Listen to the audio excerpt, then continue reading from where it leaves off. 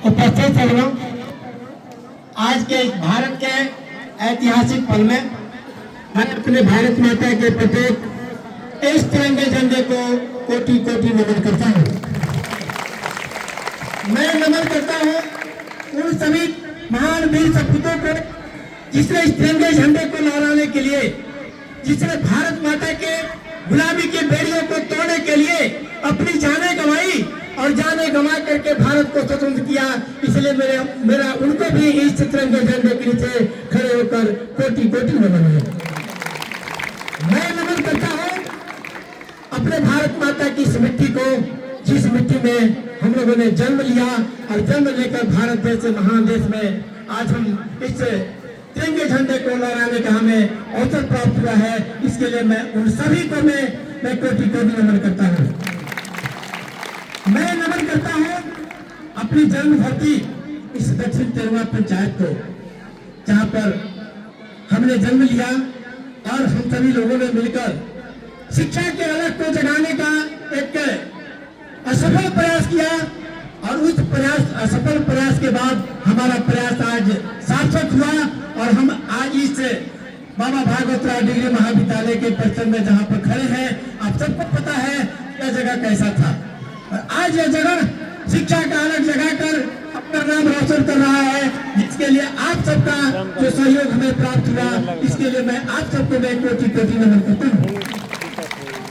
मैं नमन करता हूँ इस क्षेत्र के सभी पंचायतों को, जैसे दक्षिण तेरवा पंचायत, उत्तर तेरवा पंचायत, बहरी, सैदपुर कुतराहा, मंगलपुर काला, मंगलपुर गुदरिया, डबरिया पंचायत, झखरा पंचायत, जगदीशपुर पंचायत, ये जितने हमारे पश्चिमी सरहद, पूर्वी सरहद पंचायत जो हमारे इर्द गिर्द में है, उन सभी पंचायतों के लोगों ने हम सबके ऊपर विश्वास करके अपने छात्रों को दिया।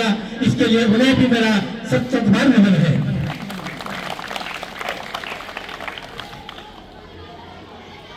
हमारे इस बाबा भागवत राय डिग्री महाविद्यालय के सचिव श्री शंकर राय जी, इस महाविद्यालय के प्राचार्य के प्रिंसिपल अश्वनी राय, इस महाविद्यालय के परीक्षा नियंत्रक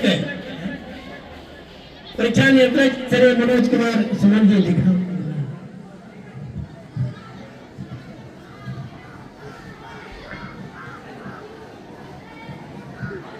आज हमारे बीच में हम सबके जस्ट ऐसे तो हमारा नाता रिश्ता, अब तो नाता रिश्ता बदल गया है, लेकिन जब मैं आप सबके बीच में कहना चाहता हूँ, जब मैं राजकीय वरीय बुनियादी विद्यालय तिरवा में पढ़ता था तो प्रभुनाथ सिंह जी हमें आगे बढ़ाने का बहुत इन्होंने प्रयास किया और सबसे पहले इन्होंने एक नाटक का मंचन करवाया, वो था वीर अभिमन्यु, और इस नाटक में इन्होंने मुझे चयन करके वीर अभिमन्यु का पाठ दिया और वहीं से हमारे जिंदगी का बदलाव प्रारंभ हुआ। इसलिए मैं अपने प्रभुनाथ सिंह जी को कोटि कोटि उन्हें भी धन्यवाद देता हूँ कि इन्होंने मुझे इसके लायक समझा और मुझे आगे पढ़ने का प्रयास किया। बाबा भागवत राय डिग्री महाविद्यालय के व्याख्याता एग्जामिनेशन कंट्रोलर श्री मनोज कुमार सुमन जी, प्रसाद न्याला जी जो व्याख्याता इतिहास के हैं और इस महाविद्यालय के पूर्व प्राचार्य रहे हैं, सम्माननीय राजकुमार व्याख्याता भूगोल विषय, व्याख्याता अमन कुमार राजनीतिक शास्त्र, व्याख्याता चंदन सानी जी भूगोल विषय, व्याख्याता कनक कश्यप समाज शास्त्र, मनीष कुमार गुप्ता व्याख्याता कंप्यूटर, सतीश कुमार ठाकुर जी प्रधान लिपिक, अवनीश राय लेखापाल, लक्की कुमारी कार्यालय सहायक, विकेश कुमार कार्यालय सहायक, प्रिंस कुमार कार्यालय सहायक, छन्नू कुमार यादव कार्यालय सहायक, नितेश कुमार पुस्तकालय अध्यक्ष, शंभू स्वामी आदेश पाल, दीनानाथ सिंह आदेश पाल, मनोज स्वामी आदेश पाल, रामबाबू कुमार गाड़ी चालक, स्वाकर सेना गाड़ी चालक, तारा देवी आदेश पाल, रिंकू देवी आदेश पाल,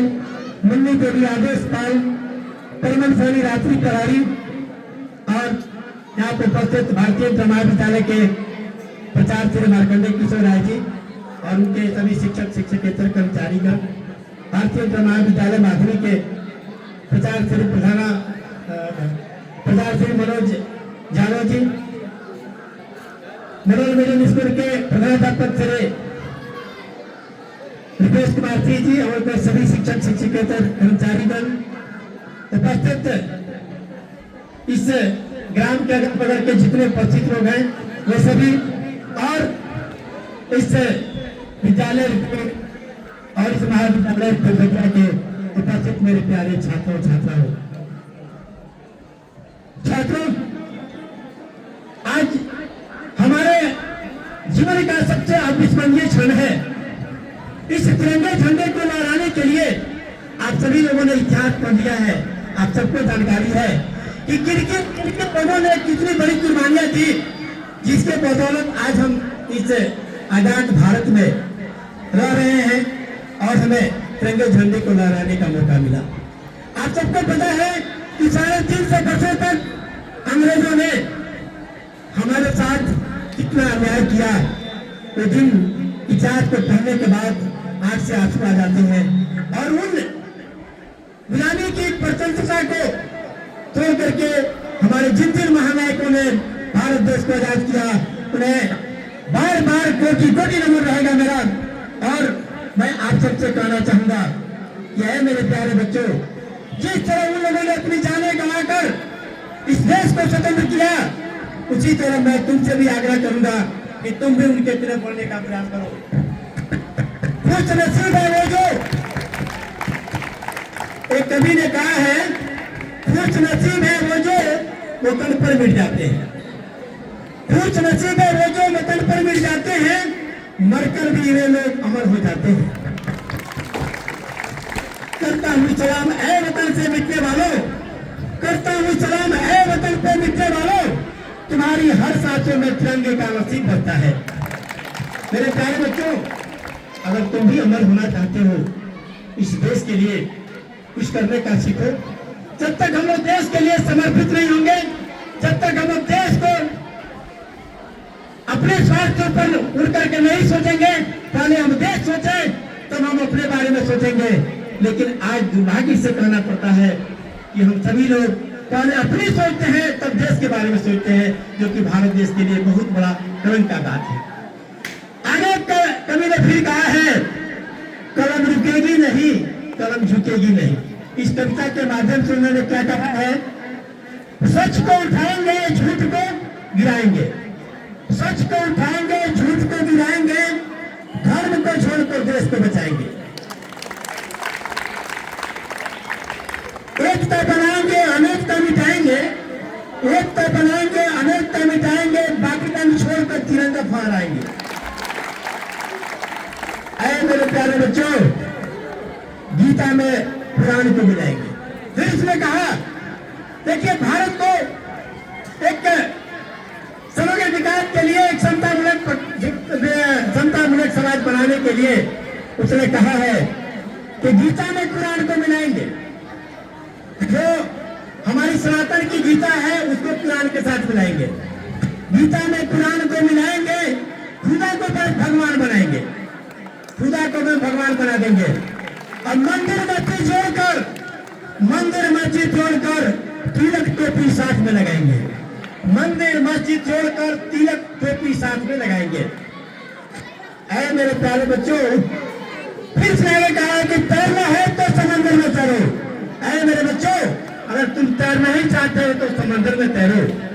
नदी या नालों में क्या रखा है, नदी या नालों में क्या रखा है? प्यार करना है तो इस वतन से करो, अरे प्यार करना है तो इस वतन से करो। इन दोनों बेवफा लोगों में क्या रखा है?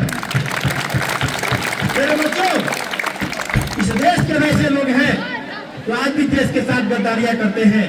वैसे लोगों के साथ प्यार करने से हमारा देश अमर नहीं होगा।